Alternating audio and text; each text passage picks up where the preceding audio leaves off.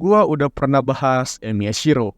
Sekarang mari kita bahas bapak angkatnya, Emiya Kiritsugu, si Magus Killer atau pembunuh penyihir. Ini adalah karakter yang cukup keren dan sedikit mirip dengan John Wick ya. Sama-sama pakai jas, sama-sama pakai senjata api, dan sama-sama pensiunan. Kalau sama-sama mati sih ya nggak tahu ya. Soalnya ada fan teori John Wick masih hidup. Ya tapi mari kita bahas Emiya Kiritsugu dulu. Emiya Kiritsugu adalah seorang pembunuh profesional yang bisa dilihat dari cara dia berburu bersama dengan rekannya, Maya. Keduanya sudah terbiasa membunuh dan sangat kompak. Dia sering mengambil pekerjaan untuk memburu penyihir, dan itulah kenapa dia disewa oleh Ainsburn untuk mengikuti Holy Grail War. Dia memiliki cara bertarung yang licik dan tidak sesuai dengan kode etik penyihir yang berlaku.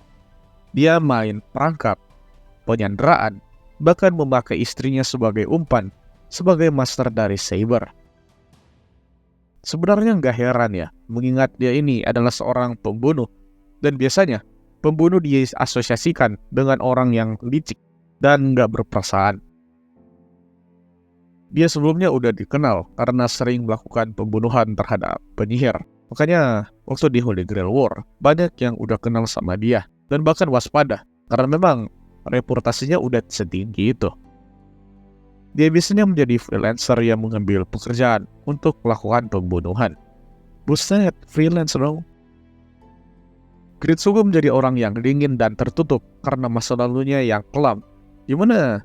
Sejak kecil dia udah ditinggal ibunya. Ibunya meninggal ya, bukan cerai.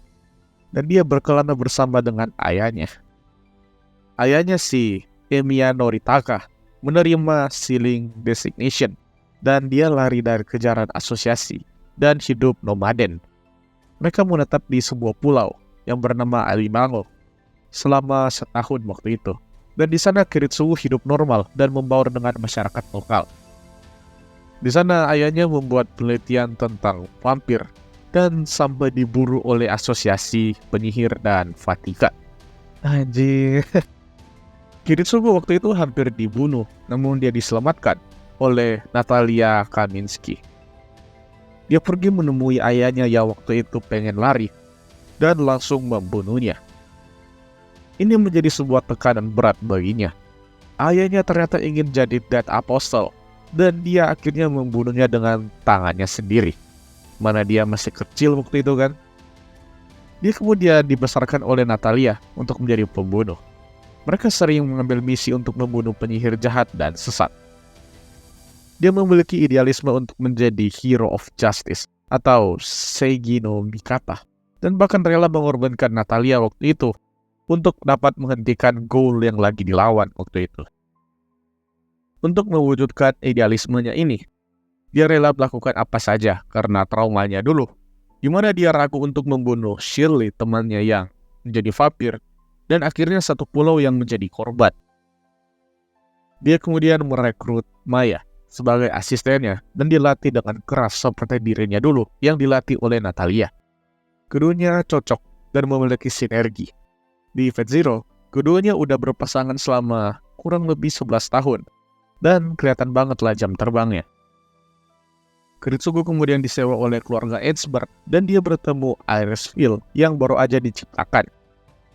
Keduanya kemudian jadi dekat dan menikah. Walaupun Kiritsugu tahu Irisville akan jadi tumbal di Holy Grail War. Ya ini sesuatu yang baru lah buat Kiritsugu, di mana anak mereka, Iliasville, akan menjadi harapan buat nanti.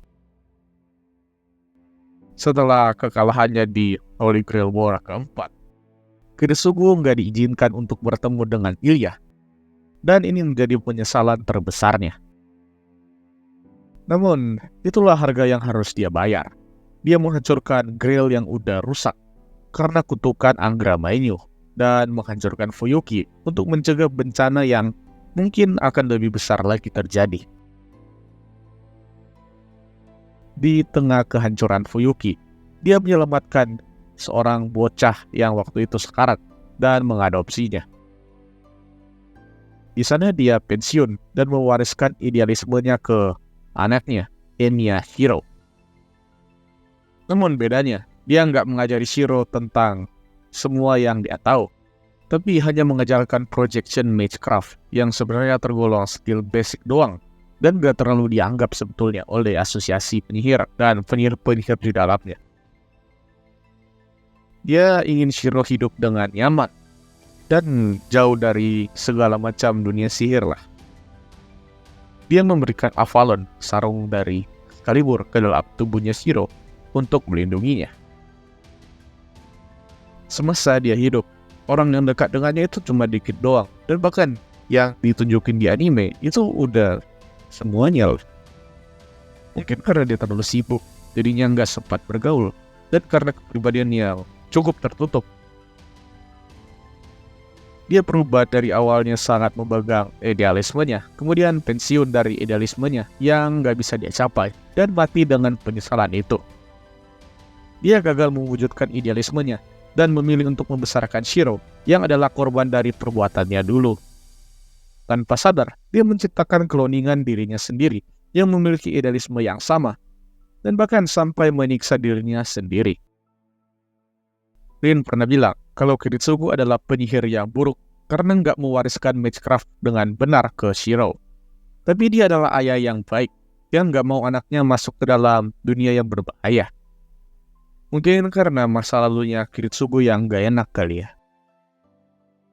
Dia sering bertarung menggunakan senjata api, dan bahkan senjata andalannya itu adalah sebuah pistol yang menggunakan peluru khusus untuk membunuh penyihir. Dia punya magecraft yang berhubungan dengan manipulasi waktu, time alter, yang sering dia gunakan waktu beraksi. Ya mungkin kalian yang nonton ini melihatnya kayak ini sepele doang nih, cuma menghentikan waktu bentar dan gak terlalu berguna. Tapi timing adalah sesuatu yang benar-benar penting bagi pembunuh yang memang mengandalkan timing. Timing menembak orang, timing untuk menghindar, dan lain-lain. Pokoknya magecraft yang dia pakai ini benar-benar cocoklah dengan dirinya. Kesimpulannya, Kiritsugu adalah orang yang memiliki idealisme yang besar, namun gagal untuk mewujudkannya dan mati dengan semua penyesalannya. Seorang yang baik, namun sayangnya dunia ini terlalu kejam untuk orang sepertinya. Seorang pembunuh penyihir yang memperjuangkan keadilan, namun tidak mendapatkan keadilan di tengah dunia yang kacau ini. Bagaimana menurut kalian? So that's all for today. Hope you like it and see you next time.